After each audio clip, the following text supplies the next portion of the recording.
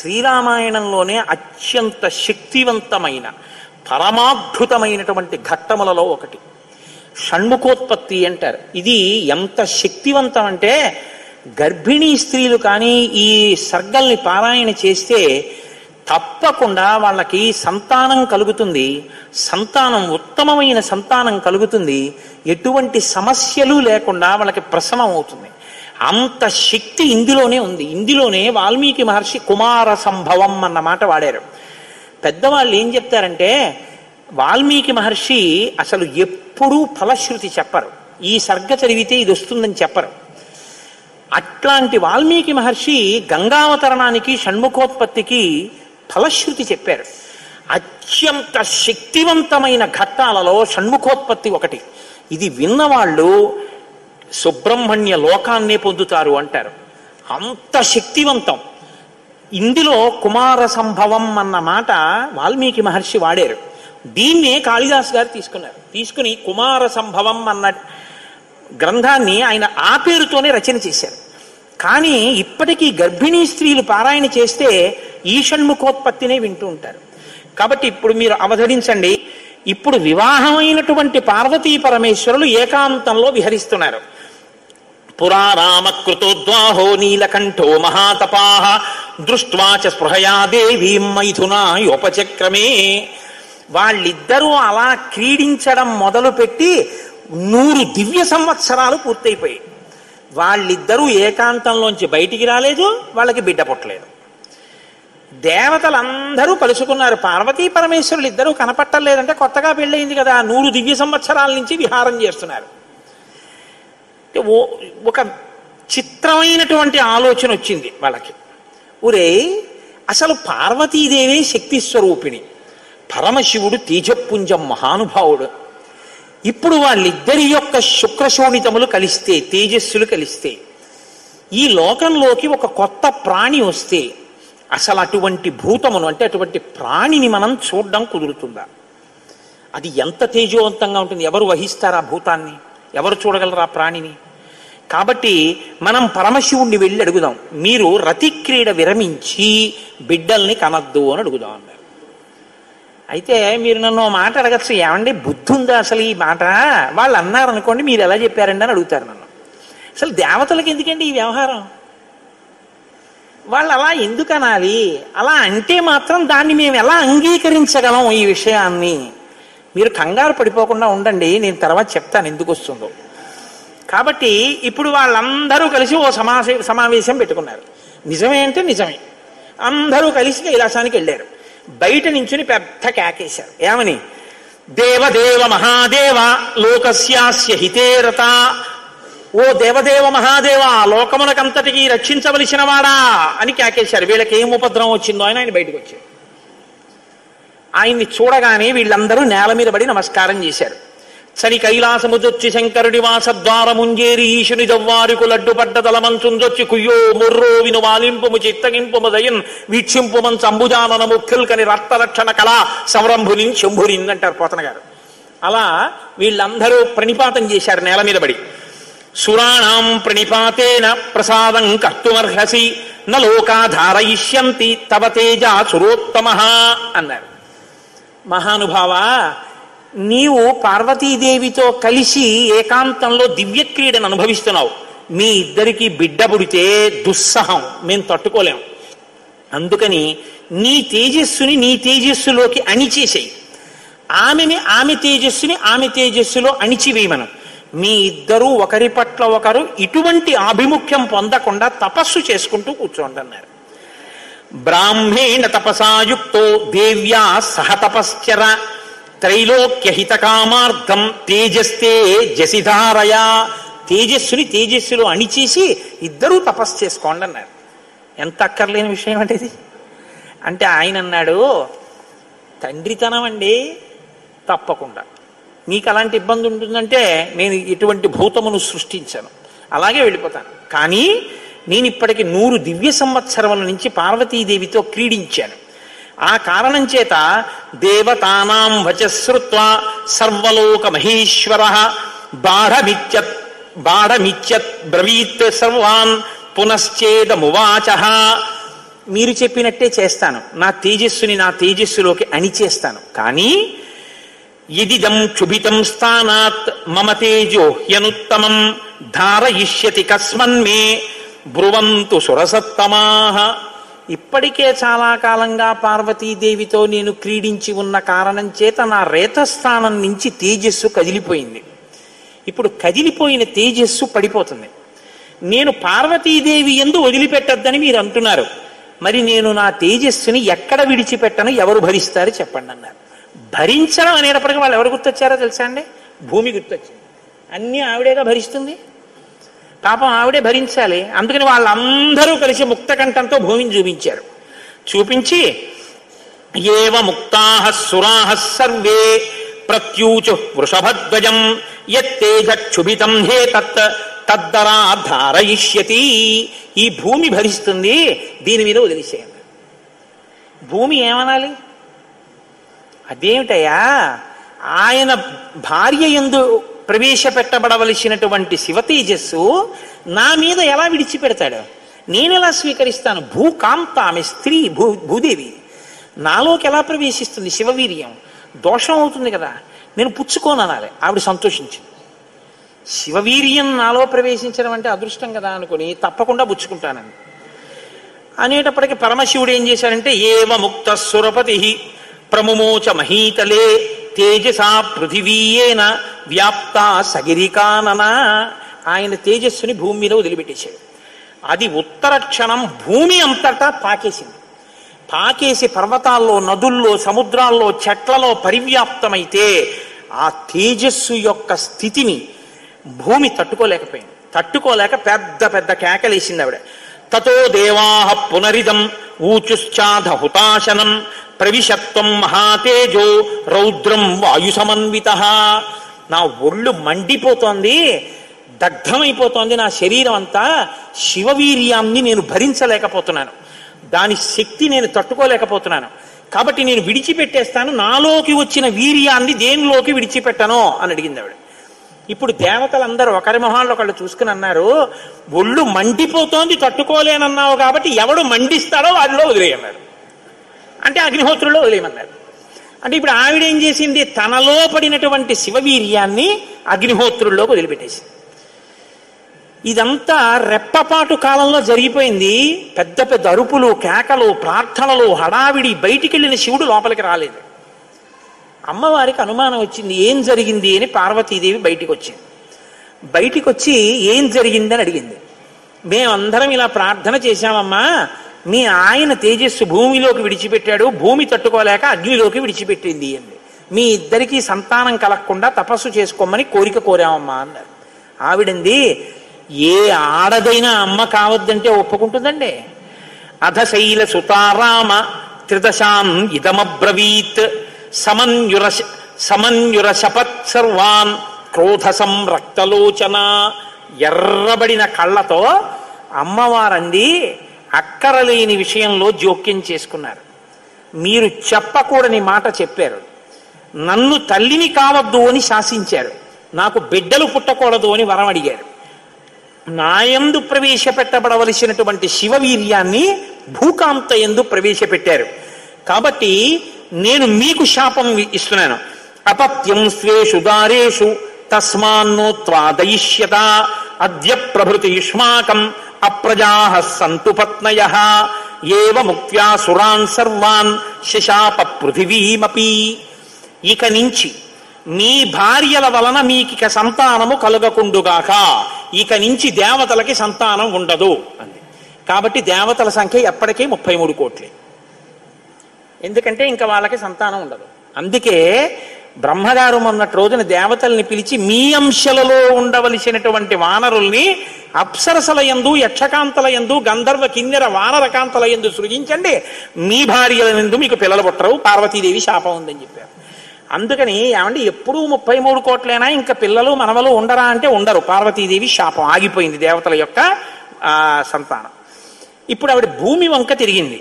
నువ్వు స్త్రీవి కదా, నా భర్త యొక్క తేజస్సుని నేను పట్టవలసింది నువ్వెలా పట్టుకున్నావు? నువ్వెలా స్వీకరించావు నా భర్త తేజస్సుని?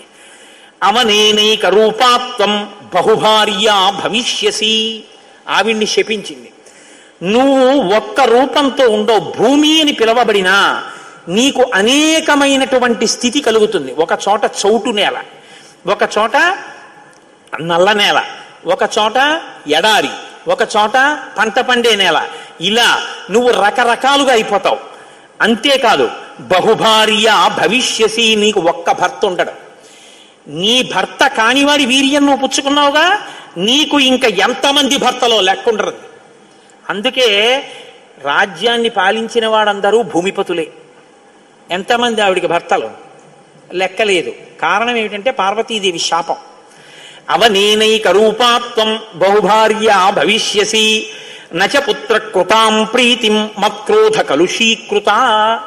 ఏ ఆడదైనా కోరుకునేది ఏమిటంటే భర్త వలన కొడుకుని కనాలి, ఆ కొడుకు పేరు ప్రఖ్యాతులు తేవాలి, తల్లి సంతోషించేటట్టు ప్రవర్తించాలని కోరుకుంటాడు. ఏ తల్లి ఈ లోకంలో ఏ ఒక్కటి సహించదో అది నీ యందు నిజమగుగాక. ఏ తల్లి అయినా ఏది సహించలేదు, ఎంత తప్పైనా సహిస్తుంది. కానీ అమ్మ వంక ఆడదాన్ని చూసినట్టు చూశాడు అనుకోండి కొడుకు, అమ్మ మాత్రం ఒక్కనాటికి క్షమించదు. ఇంకా అమ్మలో ఆడతనాన్ని చూడకూడదు. ఇంకంతకన్నా పవిత్రంగా మాట్లాడడం కష్టం, ఇంకంతకన్నా నేను దిగి మాట్లాడను. కాబట్టి అమ్మతనాన్నే చూడాలంతే కొడుకు. కానీ నీ విషయంలో ఏమవుతుందో తెలుసా, నీ కొడుకులందరూ నీకు భర్తలవుతారు. అందుకే భూమిపతి పతే, ఆయన తర్వాత ఆయన కొడుకు, ఆయన భూమిపతే. ఎంత దారుణం అండి అది. ఒక ఆయన పరిపాలిస్తున్నాడు, ఆయన భూమిపతి, ఆయనకి కొడుకు పుట్టాడు. ఇప్పుడు భూమికి ఆయన ఏమవ్వాలి? కొడుకు. ఆ భూమిపతి వెళ్ళిపోయాడు, ఇప్పుడు ఈయనేమవుతాడు? ఈయన భూమిపతే, తన కొడుకు తనకి భర్త. ఇంతకన్నా దారుణమే ఉంది? ఇది పార్వతీదేవి శాపం. కాబట్టి నచ పుత్ర కృతాం ప్రీతిం మత్క్రోధ కలుషీకృత ప్రాప్యసిత్వం సుదుర్మేధే మమ పుత్రమనిచ్చతి. నాకు బిడ్డలు కలగకుండా చేశారు కాబట్టి మీరు ఈ శాపం అనుభవించండి అని వాళ్ళు లోపలికి వెళ్ళిపోయారు. ఇప్పుడు వీళ్ళందరూ ఇలా వేళ్ళు విరిచారు.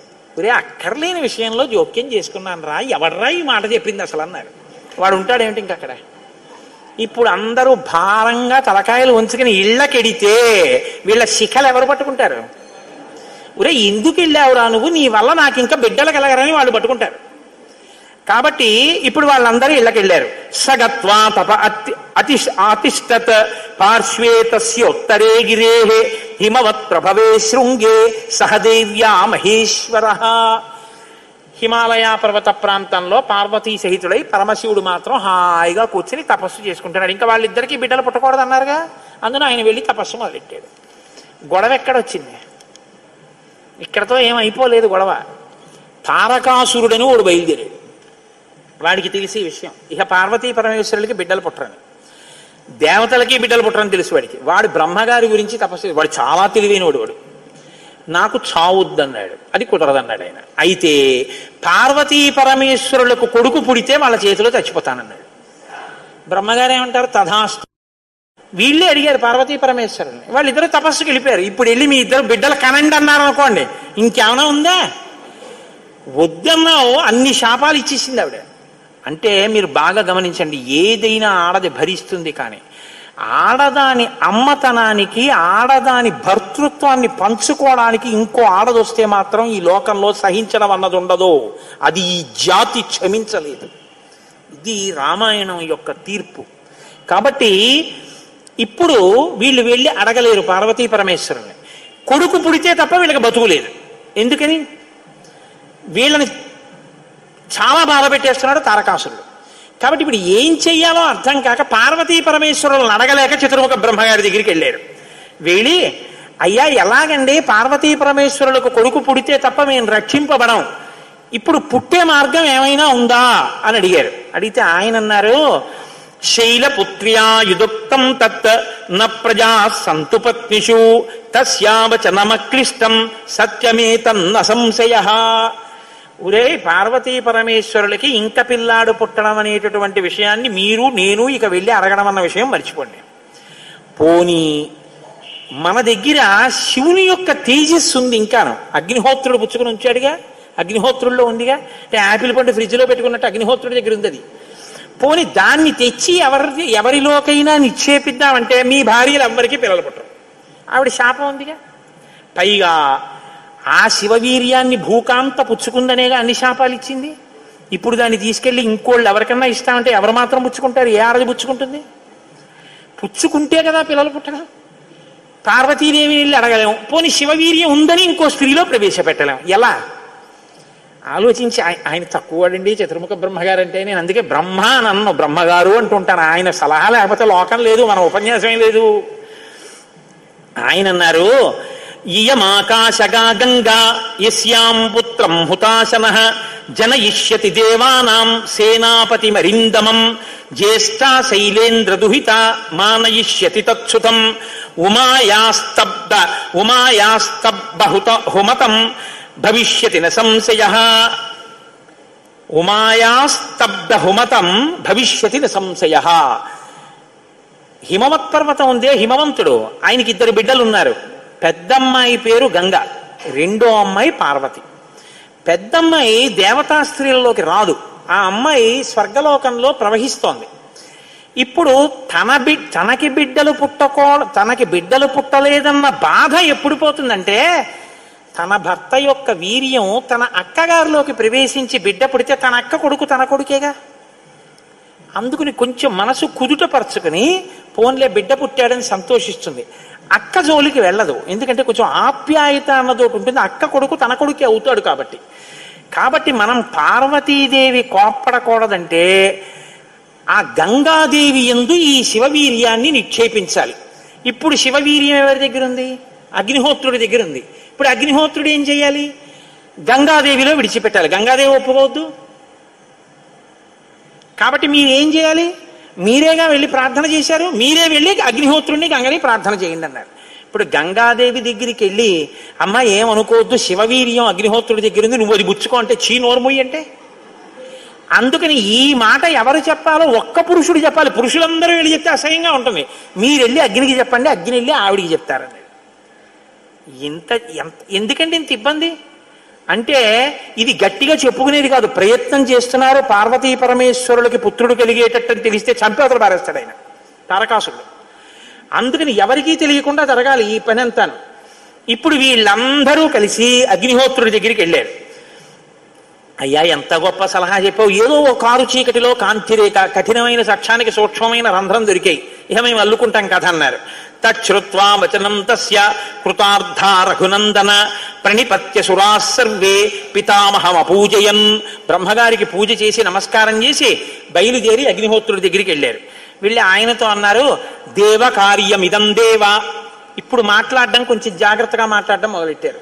ఇది దేవకార్యం, ఏదో మేము సరదాగా నువ్వు పట్టుకెళ్ళి అక్కడ విడిచిపెట్టు ఇలాంటి మాటలు చెప్పడానికి రాలేదు. నీకు పిల్లలు పుడితే నాకెందుకు, పుట్టకపోతే నాకెందుకు, ఇలాంటి వాటిల్లో ఇక మేము జోక్యం చేసుకోం, బుద్ధి వచ్చింది మాకు.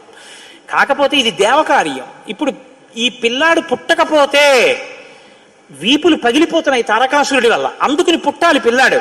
కాబట్టి సంవిధత్సహుతాశన శైలపుత్ర్యాం మహాతేజో గంగాయాం తేజవుత్సృజ. నీలో ఉన్న శివ తేజస్సుని పట్టుకెళ్ళి గంగలో విడిచిపెట్టు. గంగ పుచ్చుకుంటే, గంగకి కొడుకు పుడితే ఆ పిల్లవాడు పార్వతీ పరమేశ్వర పుత్రుడి కిందకు వస్తాడు. ఎందుకంటే పార్వతీదేవి అంగీకరిస్తుంది కాబట్టి. ఆ పిల్లవాడికి సేనానాయకత్వం ఇద్దాం, వాడు సేనాధిపతి అయితే వాడి చేతిలో తారకాసురుడు చచ్చిపోతాడు. అందుకని నువ్వు వెళ్ళి గంగను అడుగన్నారు. ఇప్పుడు పుచ్చుకునేటప్పుడు అప్రసన్నమైన మనస్సుతో ఆవిడ పుచ్చుకుంది అనుకోండి, ఇది ఎక్కడ చికాకు వచ్చిందిరా అని. అప్రసన్నమైన మనస్సుతో కానీ అలా పుచ్చుకుంటే తేజోవంతుడైన బిడ్డ సంభవించాడు. కాబట్టి ఆవిడ ప్రసన్నంగా పుచ్చుకోవాలి. అంటే ఆవిడ ప్రసన్నంగా పుచ్చుకోవడానికి యోగ్యమైన రీతిలో ఆవిడికి చెప్పాలి. కాబట్టి ఆయన వెళ్ళి చెప్పాడు అగ్నిహోత్రుడు, గర్భం ధారయ వైదేవి దేవతానాం ఇదం ప్రియం అన్నాడు. అమ్మా నువ్వు గర్భం ధరించాలమ్మా, ఆవిడ కన్య, భర్త లేడు, మరి నువ్వు గర్భం ధరించాలంటే అందావిడే దేవతానాం ఇదం ప్రియం. అమ్మ దేవకార్యం ఇది, అందుకుని నిన్ను అడుగుతున్నాను తప్ప ఇంకో మాట అనుకో కుసుమా తల్లి. అందుకని ఆవిడ అర్థం చేసుకుంది, ఓహో ఇంతకన్నా ఇప్పుడు లోకాన్ని రక్షించడానికి మార్గం లేదు, కాబట్టి శివ తేజస్సుని నాలోకి తీసుకుంటాను. తస్య తద్వచనం శ్రుత్వా దివ్యం రూపమధారయత్. ప్రసన్నంగా తీసుకుంది అనడానికి గుర్తు దివ్యమైన రూపాన్ని ధరించి శివ తేజస్సుని తనలోకి తీసుకుంది. ఇప్పుడు వీళ్ళ బాగా గమనించండి, సుబ్రహ్మణ్యోత్పత్తి అంటే ఎటువంటిదో తెలుసా అండి? 33 కోట్ల మంది దేవతలు ఇలా ఎదురు చూస్తున్నారు.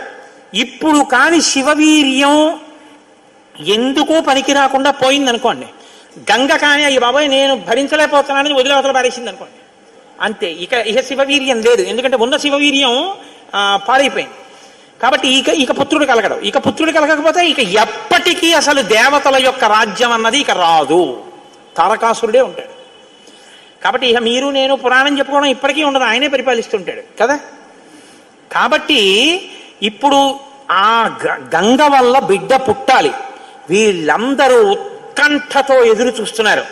గంగ గర్భం ధరించి బిడ్డని కంటుందా? ఇది ఇంత చల్లటి గంగమ్మలోకి శివవీర్యం వెళ్ళింది. వెళ్ళగానే ఆవిడ ఇప్పుడు పెద్ద కేకేసింది, అయ్య బాబోయ్ ఈ శివవీర్యం యొక్క వేడికి నా నీరు ఉడికిపోతోంది, నేను భరించలేకపోతున్నాను, దీన్ని వదిలేస్తున్నాను. ఎక్కడ వదిలేనది. వీళ్ళందరూ నీరసపడిపోయారు. అయ్యయ్యయ్యయ్యో మన ప్రణాళిక పోయింది అనేటప్పటికి తస్య తద్వచనం శ్రుత్వా దివ్యం రూపమధారయత్ దృష్ట్వా తన్మహిమానం. ఆ తర్వాత సమంతతస్తదా దేవీం అభ్యషించిత పావకః సర్వశ్రోతాంసి పూర్ణాని గంగాయా రఘునందన తమువాచ తతో గంగా సర్వతే దేవ పురోహితం అశక్తాధారణే దేవ తవ తేజస్సముద్భవం దహ్యమానగ్నినా తేన సంప్రవ్యధికతే ససా. ఇప్పుడు నేను ఈ తేజస్సుని ఎక్కడ వదిలిపెట్టేను, నా సర్వాంగములు క్షోభించిపోతున్నాయంది ఆవిడ. అగ్నిహోత్రుడు చూసి అన్నాడు, బిడ్డ పుట్టాడో లేదో తరువాతి మాట, ముందసలు నువ్వు కలత పడిపోతున్నావు, నువ్వు తట్టుకోలేవు. కాబట్టి అధాబ్రవీదిదం గంగాం సర్వదేవ హుతాశనః ఇహ హైమవతే పాదే గర్భోయం సన్నివేశ్యతాం. అదిగో ఆ హిమాలయ పర్వత ప్రాంతముల యొక్క పాదముల యందు తీసుకెళ్లి నీలో ఉన్నటువంటి శివ తేజస్సుని విడిచిపెట్టేసేయాలి. గంగ తనలో ఉన్న శివ తేజస్సుని తీసుకెళ్లి హిమాలయ పర్వత ప్రాంత పాదముల యందు వదిలిపెట్టేసేటప్పటికి అది వెళ్ళి రెల్లు దుబ్బుల్లో పడిపోయింది, గడ్డిలో పడిపోయింది. ఇప్పుడు అందులోంచి ఒక్కసారి కాంతి కనపడింది వాళ్ళకి. పిల్లాడు ఏమైనా వచ్చారా? వాళ్ళకి పిల్లాడు కావాలి. ఇప్పుడు వాళ్ళు చూస్తే సర్వం పర్వత సన్నద్ధం సవర్ణమవద్వనం జాత రూపమితి ఖ్యాతం తదా ప్రభృతి రాఘవ సువర్ణం పురుష వ్యాఘ్ర హుతాసన సమప్రభం తృణవృక్షలతాగుల్వం సర్వం భవతి కాంచనం. ఆ శివవీర్యంలోంచి ఆ తేజస్సులోంచి అగ్ని ఎటువంటి కాంతితో ఉంటాడో అటువంటి కాంతితో మొట్టమొదట బంగారం పుట్టింది లోకంలో. బంగారం శివవీర్యం, అందుకే బంగారానికి శివవీర్యం అని పేరు. బంగారం పుట్టి బంగారంతో అక్కడ ఉన్నటువంటి తృణవృక్ష లతాగుల్మం సర్వం భవతి కాంచన. ఆ గడ్డి చెట్లు అన్ని బంగారు రంగులో మెరిసిపోయాయి ఒక్కసారి. తర్వాత వెండి పుట్టింది. ఆ వెండిని చూశారు, తెల్లగా ఉంది వెండి. అయిపోయింది. ఆ తర్వాత ఇంకా మిగిలినటువంటి చారంలోంచి రాగి ఇనుము పుట్టాయి. మిగిలిపోయినటువంటి మలంలోంచి తగరము సీసము పుట్టాయి. తప్ప పిల్లవాడు మాత్రం కనపడలేదు. అయిపోయింది మన ప్రణాళికంతా, పిల్లవాడు పుట్టలేదు అని దిగాలు ముఖాలు వేసుకుని ఆ పైనుంచి చూస్తున్నారు. ఆ రెల్లు దుబ్బుల్లో రాత్రివేళ తెల్లగా మెరుస్తాయే రెల్లు దుబ్బులు, ఆ రెల్లు దుబ్బుల్లోంచి తదగ్నినా పునర్వ్యాప్తం సంజాత శ్వేత పర్వత దివ్యం శరవణం చైవ పావకాదిత్య సన్నిభం. బ్రహ్మాండమైనటువంటి కాంతులు మెరిసిపోతుండగా 6 ముఖాలతో అద్భుతమైన సౌందర్యంతో ఒక పిల్లవాడు పుట్టి పాల కోసం ఏడ్చాడు. అమ్మయ్య పుట్టాడు రా పిల్లాడు, శివపుత్రుడు జన్మించాడు, మన బాధలు తీరాయని వాళ్ళందరూ పొంగిపోయారు. షష్ఠి 6 ముఖాలతో షణ్ముఖుడై పుట్టాడు. ఆ పుట్టినటువంటి వాడు కూడా మహానుభావుడు 6 ముఖాలతో పుట్టాడు కాబట్టి షణ్ముఖుడు. పుట్టిన పిల్లాడికి పాలివ్వాలి, ఆ కృత్తికల్ని పిలిచి మీరు పాలివ్వండి అన్నారు. వాళ్ళన్నారు మేం పాలిస్తాం, కానీ తాం క్షీరం జాతమాత్రస్య కృత్వా సమయముత్తమం దదు పుత్రో యమస్మాకం సర్వాతామితి నిశ్చితాః. ఇప్పుడు పాలిస్తే కానీ మరి పిల్లాడు బతకడు. కాబట్టి వాళ్ళు అన్నారు మేము పాలిస్తాం, కానీ ఆ పిల్లాన్ని మా పేరుతో పిలుస్తారా అన్నారు, మా పిల్లాడని చెప్తారా అన్నారు. అబ్బాయి అలా ఎలా కుదురుతుందండి అన్నారు అనుకోండి. వాళ్ళు పాలివ్వకపోతే పిల్లాడు. అందుకని వీళ్ళు వెంటనే దేవతలు అందరూ అన్నారు తతస్తు దేవత సర్వ కార్తికేయ ఇతి బ్రువన్. కార్తికేయుడు అన్నాం కదా, ఇవ్వండి పాలన్నారు. అమ్మతనం ఎంత గొప్పదో చూడండి. ఇప్పుడు ఈ కృత్తికలు 6 పిల్లాడికి 6 ముఖాలతో ఉన్నవాడికి 6 పాలిచ్చారు. వాడు పాలు తాగాడు. పుత్రస్త్రైలోక్య విఖ్యాతో భవిష్యతి న సంశయ. కార్తికేయుడని మేం పిలవడం కాదు, 3 లోకాల్లో పిలుస్తారు ఈ పిల్లాన్ని, సరేనా అన్నారు దేవతలు. అప్పుడు వాళ్ళు పాలిచ్చారు. కాబట్టి కార్తికేయుడు అగ్నిలో శివవీర్యం చాలా కాలం నిలవ ఉంచబడి అగ్నిహోత్రుడు గంగలో ప్రవేశపెట్టాడు కాబట్టి పావకి. శరవణములు అంటే రెల్లు దుబ్బుల్లోంచి పుట్టాడు కాబట్టి శరవణ భవ. ఎప్పుడు శుద్ధమైనటువంటి బ్రహ్మణ్య జ్ఞానంతో ఉంటాడు కాబట్టి సుబ్రహ్మణ్యం. తల్లి కడుపులోంచి స్ఖలనమై పుట్టాడు కాబట్టి స్కందుడు. ఆయన ఉత్పత్తి చేతనే ఇన్ని పేర్లతో వచ్చాడు. ఏమంటే మీరు ఇంత గొప్పగా ఏదో పాపం నోరు కొట్టుకు చెప్పారు, కానీ మాకు అసలు అనుమానం మాత్రం అలా ఉండిపోయింది, మీరు మంగళం చెప్దాం అనుకుంటున్నారేమో. అలా అనత్సా దేవతలు, అలా అడగడం వల్ల కదా ఇంత కథ వచ్చింది. అలా ఎందుకు అడగాలి అసలు అంటే, మహానుభావుడు శంకర భగవత్పాదాచార్య స్వామి వారు బ్రహ్మసూత్రాలకి చేసినటువంటి వ్యాఖ్యానంలో ఒక చోట ఉదహరించారట దీని గురించి. దాని గురించి అసలు ఇలా ఎలా జరిగిందని కంచికామకోటి పీఠాధిపతులు చంద్రశేఖరేంద్ర సరస్వతి స్వామి వారు ఎంతమంది పౌరాణికులను అడిగారట. ఆఖరికి ఒక ఆయన దీని మీద పరిశోధన చేసి త్రిపురా రహస్యంలో ఉన్నటువంటి మంత్రాల యొక్క వ్యాఖ్యానంలో దీని అసలు వృత్తాంతం ఎక్కడుందో పరమాచార్య స్వామి వారికి తీసుకొచ్చి చెప్పారు. త్రిపురా రహస్యంలో ఉంది దీని రహస్యం, అక్కడి నుంచి అనుసంధానం చేయాలి దాన్ని. సనత్కుమారుడు అని ఒక ఆయన, బ్రహ్మమానసపుత్రుడు, ఆయన పుట్టుక చేత మహాజ్ఞాని. అటువంటి పిల్లవాడు ఆయన ఎప్పుడూ తనలో తాను బ్రహ్మజ్ఞానంలో రమిస్తూ ఉండేవాడు. ఆయన ఒక రోజు రాత్రి నిద్రపోవడం అంటే గుర్తుపెట్టుకోండి, బ్రహ్మవేత్త నిద్రకి కూడా ఆయన సాక్షి. అటువంటి ఆయనకి కల వచ్చిందంటే అవస్థ ఏర్పడింది, స్వప్నావస్థ. ఆ కల్లో తాను రాక్షస సైన్యాల మీద యుద్ధం చేస్తున్నట్టు కల వచ్చింది. ఆయన తెల్లబోయి, ఇదేమి నాకు కల రావడం ఏమిటి, కల రావడం అంటే మనసులో ఏదో కోరిక ఉంది, ఆ కోరిక కల్లో కనపడింది, స్వప్నావస్థలోకి వెళ్ళాను, ఇది దోషం కదా, నాకు అలా ఎందుకు జరిగిందని తండ్రి చతుర్ముఖ బ్రహ్మగారి దగ్గరికి వెళ్ళారు. వెళ్ళి నాన్నగారు నాకు ఇలా కళ ఎందుకు వచ్చింది నాన్నగారు అసలు అని అడిగాడు. ఆయన అన్నాడు, నాయనా నీకు ఇలా కళ రావడానికి ఒక కారణం ఉంది. నువ్వు పూర్వజన్మలో వేదాన్ని నేర్చుకునేటప్పుడు వేదంలో దేవతల గురించి, రాక్షసుల గురించి, దేవదానవ యుద్ధాల గురించి చదివి, ఈ రాక్షసులు ఎప్పుడు వేద ప్రమాణానికి వ్యతిరేకంగా ఎందుకు ఇలాంటి పనులు చేస్తుంటారు, వీళ్ళని పట్టుకుని చంపేయాలని వ్యగ్రత పొందావు. ఆ వ్యగ్రత జీవుణ్ణి పట్టుకుంది. అది ఈ జన్మలో బ్రహ్మవేత్తవైనా నీకు ఆ వాసన ఉండిపోయింది. అది ఇప్పుడు కలగా వచ్చింది. అది తీరాలంటే నువ్వు దేవసేనకి అధిపతివి కావాలి. నువ్వు దేవసేనకి అధిపతివై రాక్షసుల్ని సంహరిస్తే ఆ కోరిక తీరుతుంది. అంటే నాన్నగారు నేను దేవాసేనాపతిని కావలసిందే ఆయన అన్నాడు చతుర్ముఖ బ్రహ్మగారు. వచ్చేసారు ఆయన, తన అనుష్ఠానంలో తనున్నారు. ఈలోగా పరమశివుడు ఒక సంకల్పం చేశాడు. పరమశివుణ్ణి మించిన జ్ఞాని లోకంలో ఇంకా లేడు. ఎక్కడైనా జ్ఞానం అంటూ ఉంటే అది కేవలం శాంకర భిక్ష. పరమశివుడి యొక్క భిక్షయే జ్ఞానము. అందుకే ఆయన్ని ఈశాన సర్వ విద్యానాం ఈశ్వర సర్వభూతానాం బ్రహ్మాధిపతిర్బ్రహ్మణోధిపతిర్బ్రహ్మ శివో మే అస్తు సదాశివోం మంగళములకు మంగళం నా తండ్రి. అంతటి మహాజ్ఞాని శంకరుడంటే. ఆయన దగ్గర నుంచే వెళ్ళాలి జ్ఞాన గంగ. కాబట్టి పరమశివుడికి ఒకప్పుడు కోరిక పుట్టిందిట, నేను ఇప్పటిదాకా అన్ని విషయాలు చెప్పడం కానీ నేను ఓడిపోయిందన్నది లేదు ఎవరి దగ్గర. ఓడిపోవడం అంటే బయట వాళ్ళ దగ్గర ఓడిపోతే బాగుండదుగా. ఓడిపోవడం అనేటటువంటిది కూడా మనిషి జీవితంలో సన్మానంగా ఎప్పుడు మారుతుంది? పుత్రాదిచ్చేత్ పరాజయం. తన కొడుకు చేతిలో తాను ఓడిపోవాలి. తన కొడుకు చేతిలో తాను ఓడిపోవడం అంటే, ఉరే నేను ఈ శ్లోకానికి ఈ అర్థం ఇన్ని మాటలు చెప్పాను కానీ నా కొడుకు వచ్చి అకస్మాత్తుగా నాన్నగారు ఈ శ్లోకానికి ఈ అర్థం ఇలా కూడా వస్తుంది కదా అంటే నాకు ఎప్పుడూ రాలేదు ఈ ఆలోచన. ఎంత గొప్ప అర్థం చెప్పాడురా, ఇలా చూస్తే అసలు మొత్తం కథ మారిపోయింది. గొప్ప ఆలోచన వచ్చిందని నా కొడుకు ప్రజ్ఞ ముందు నేను తల వంచితే అది నాకు సన్మానం లాంటి ఓటమి. అలాంటి కొడుకు నా కడుపున పుడతాడా అనుకున్నట్ట పరమశివుడు కూడా ఒకనకొకప్పుడు. ఇప్పుడు సనత్కుమారుల వారికి ఈ కోరిక, పరమశివుడికి ఆ కోరిక. ఒకనకొకప్పుడు పరమశివుడు పార్వతీదేవి అసుర సంధ్య వేళలో ఈ భూమండలం అంతటా కూడా విహారం చేస్తారు. శ్రీశైల పర్వతం మీద దిగుతారు. భాగవతంలో చతుర్థ స్కందం అనుకుంటా, అందులో చెప్తారు దీని గురించి.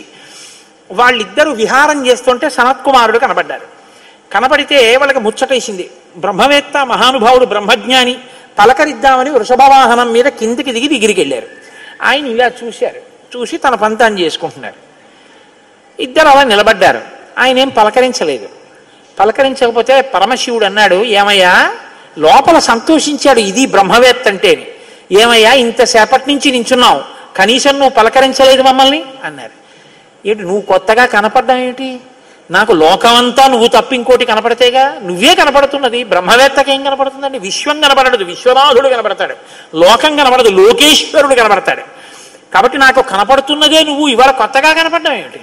నాకు ఎప్పుడు నువ్వేగా కనపడదు, కొత్తతనం ఏముంది, అందుకని అలా కూర్చున్నాను అన్నాడు. లేచి నిలబడి మాట్లాడకుండా అలా మాట్లాడితే శపిస్తాను తెలుసా అన్నాడు. శపిస్తే ఏమవుతుంది స్వామి? దేహానికి ఏమైనా బాధ కలుగుతుంది. అది నేనైతేగా, నేను ఆత్మని. ఆత్మకి శాపం ఏముంటుంది? ఆత్మయే నేను, నేనే నువ్వు, ఉన్నది ఒక్కటే, దానికి శాపం లేదు స్వామి, అందులో నా భయం లేదన్నారు. ఓహో, ఏమి ద్వంద్వాతీతుడవరా మహానుభావ, ఇది బ్రహ్మజ్ఞానంటే. కాబట్టి నిన్ను చూసి నేను మురిసిపోతున్నాను, నీకు ఏదైనా వరం ఇస్తాను పుచ్చుకో అన్నారు. ఆయన అన్నారు, వరం ఇస్తావా? మళ్ళీ ఇదో మోహం, వరం ఇవ్వడం శాపం ఇవ్వడం ఏమిటి ద్వంద్వాలు? నాకేం అక్కర్లేదు, నీకేమైనా కావాలా, నేను ఇస్తానన్నారు. అంటే పరమశివుడు అన్నాడు, ఈ మాట నీతో అనిపించడం కోసమే ఇంతసేపు నించున్నాడు. నీలాంటి కొడుకు కావాలి, నువ్వు నాకు కొడుకు అవుతావా అన్నారు. అంటే సనత్కుమారుడు అన్నాడు, నీకే కొడుకునవుతానన్నాడు. అంటే పార్వతీదేవి అంటే ఏది అక్కే అంత దీర్ఘం ఇస్తున్నావు? నీకే కొడుకునవుతానంటా ఏంటి? నీకే కొడుకునంటే నాకు కొడుకువే అంది. అదొక్కటి అడక్కమ్మా అన్నాడు. అదేమయ్యా, అదేమిటి? నీలాంటి కొడుకు పుడుతుంటే నా కడుపున పుట్టకపోవడం ఏమిటి?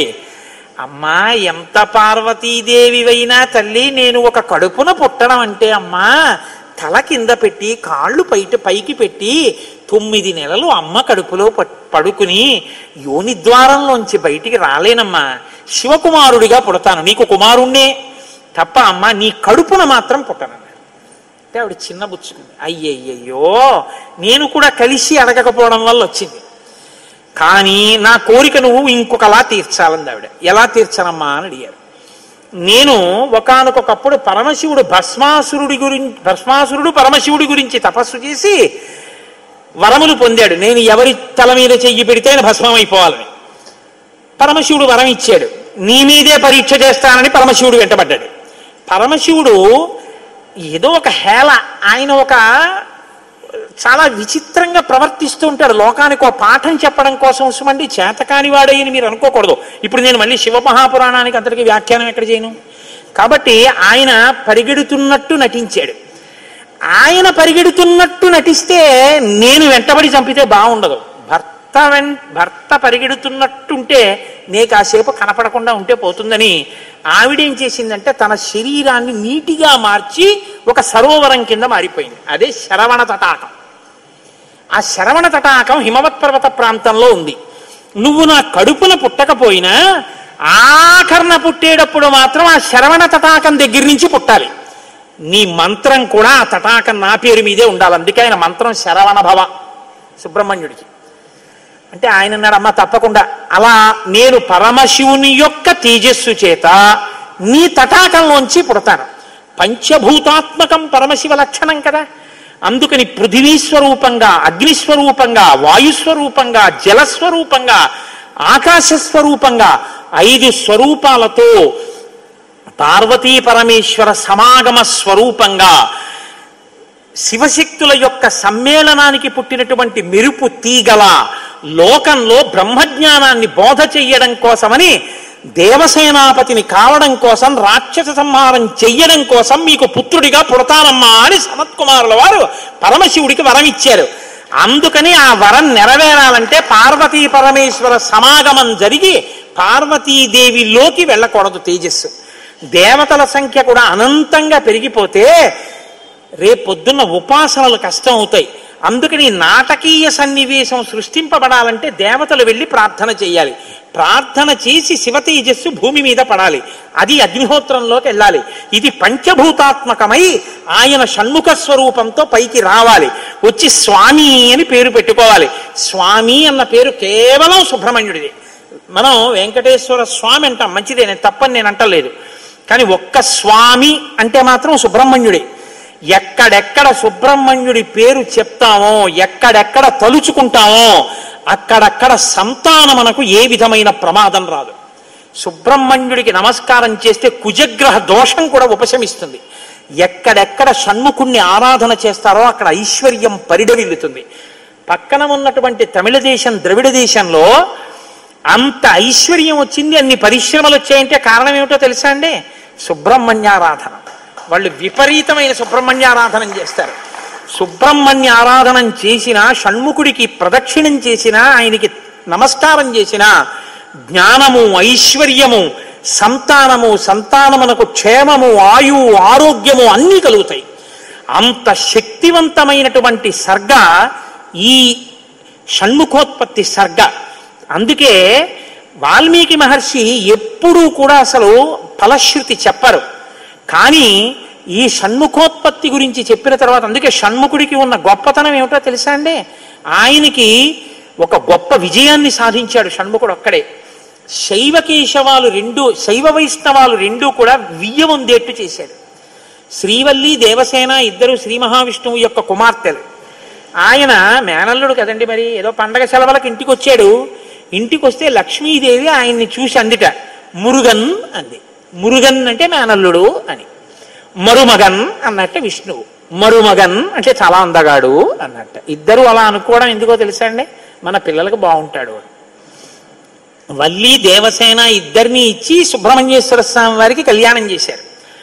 వల్లి, దేవసేన ఇద్దరిని తనకి భార్యలుగా చేసుకున్నాడు కాబట్టి శైవ వైష్ణవాలు రెండు సుబ్రహ్మణ్యుడి వల్లే వియ్యం ఉంది. అంతటి మహానుభావుడు ఆయన. మహాజ్ఞాని, యుక్తకేశుడై గుండుతో గోచి పెట్టుకుని నిలబడి ఉంటాడు. అందుకే సుబ్రహ్మణ్య క్షేత్రాల్లో స్వామి వలయలో అలా నిలబడి ఉంటాడు. ఆయన ప్రణవానికి అర్థం చెప్తే పరమశివుడంతటి వాడు తెల్లబోయి, ఎంత గొప్పగా చెప్పావురా అన్నట్టు. నాన్నగారు అలా అంటే కుదరదు, ఇది ప్రణవ రహస్యోపదేశం కదా, మీరు కూడా మడి కట్టుకుని వచ్చి శిష్యుడిగా కూర్చోండి చెప్తానన్నట్టు. ఒరే ఎంత బాగా చెప్పావురా అని వచ్చి కూర్చుని విన్నట్ట. శివుడంతటి వాడు ఇంత బాగా చెప్పగలిగిన కొడుకు పుట్టాలని కదా కోరుకున్నాడు. ఆత్మాదిచ్చేత్ పుత్రాదిచ్చేత్ పరాజయం. తండ్రి గారికి ఆ కోరిక తీరిందటువంటి బ్రహ్మజ్ఞాని పుట్టాడు. ఆయనే తరువాతి కాలంలో కేవలం పాలు తాగి పెద్దవాడైపోయాడు అంతే. అయిపోగానే ఆయన్ని దేవసేనకి తీసుకొచ్చి పట్టాభిషేకం చేసేశారు. సేనాధిపతి అయిపోయాడు. తారకాసుర సంహారం చేశాడు. దేవతలందరూ సంతోషించారు. అమ్మ అందమంతా మూర్తీభవించి ఉంటుంది. అందుకే ఇంతంత బుగ్గలు, ఎర్రటి మనిషి, ఆహారాలు, చిన్న పట్టుబట్ట, ఎప్పుడు అమ్మ శక్తి అంతా చేతిలో శూలంగా పట్టుకుని ఆ కుక్కుట ధ్వజం, ఆ నెమలి మీద కూర్చుంటే ముద్దులు మూట కడుతూ ఎంత అందంగా ఉంటాడో. అందుకే సుబ్రహ్మణ్యేశ్వర స్వామి వారి యొక్క మూర్తి వంక అదే పనిగా చూసినా కూడా సత్సంతానం కలుగుతుంది. అంతటి మహానుభావుడు సుబ్రహ్మణ్యుడు. ప్రత్యేకించి ఏ కారణం చేతనైనా గర్భం నిలవక బాధపడుతున్న వాళ్ళు, గర్భిణి అయినప్పటికీ కడుపున ఎటువంటి బిడ్డలు పుడతారో తెలియని వాళ్ళు, వాళ్ళ ఆయుర్దాయం బాగుండాలనుకున్న వాళ్ళు, సంతానం క్షేమంగా వృద్ధిలోకి రావాలనుకున్న వాళ్ళు రామాయణాంతర్గతమైన షణ్ముఖోత్పత్తిని విని తీరాలి. ఇది చెప్పడం కోసమే వాల్మీకి మహర్షి ఫలశ్రుతి చెప్తూ ఓ మాట చెప్పారు. ఏషతే రామ గంగాయ విస్తరోభిహితో మయా కుమార సంభవశ్చైవ ధన్యః పుణ్యస్తథైవ చ. ఎవరు ఈ షణ్ముఖోత్పత్తిని శ్రీరామాయణంలో వింటున్నారో వాళ్ళకి ఎటువంటి చిక్కులు ఉన్నా అన్ని చిక్కులు విడిపోయి అపారమైనటువంటి ధన సమృద్ధి కలుగుతుంది. 2, విశేషమైనటువంటి పుణ్యము స్కందోత్పత్తిని విన్నంత మాత్రం చేత కలుగుతుంది. ఇక్కడే ఆయన కుమార సంభవశ్చైవ అన్న మాట వాడారు. పార్వతీ పరమేశ్వరుల యొక్క కుమారుడు కనుక ఆయనకొక్కడికే కుమారః అన్న నామం. ఆయన భక్తశ్చయ కార్తికేయే కాకుత్స భువి మానవః ఆయుష్మాన్ పుత్ర పౌత్రైశ్చ స్కందసాలోక్యతాం వ్రజేత్. ఎవరు భక్తి శ్రద్ధలతో రామాయణాంతర్గతమైనటువంటి ఈ షణ్ముఖోత్పత్తిని చేతులు కైమోర్చి సుబ్రహ్మణ్యుడికి నమస్కరించి వింటున్నారో అటువంటి వారందరికీ కూడా ఆయుష్మాన్, వాళ్ళకి ఏదైనా అపమృత్యు దోషం జాతకంలో ఉంటే ఆ దోషము ఉపశమించి ఆయుర్దాయం కలుగుతుంది. ఆయుష్మాన్ పుత్ర పౌత్రైశ్చ, వాళ్ళ కొడుకులు మనవలు అందరూ క్షేమంగా ఉంటారు. ఏవైనా దుర్గుణములు అలవడవలసినవి ఉంటే అవి పోయి వాళ్ళు వృద్ధిలోకి వచ్చి వంశానికి గొప్ప కీర్తి తీసుకొస్తారు. ఆయుష్మాన్ పుత్ర పౌత్రైశ్చ, ఎవరు రామాయణం సంపూర్ణ రామాయణం చెప్పించుకుని వినేటప్పుడు పరమ భక్తితో దేవాలయ ప్రాంగణంలోనో ఎక్కడో కూర్చుని ఈ స్కందోత్పత్తిని నమస్కారం చేస్తూ విన్నారో వాళ్ళు శరీరం పడిపోయిన తరువాత స్కందసాలోక్యతాం వ్రజేత్, సుబ్రహ్మణ్య లోకాన్ని పొందుతారు.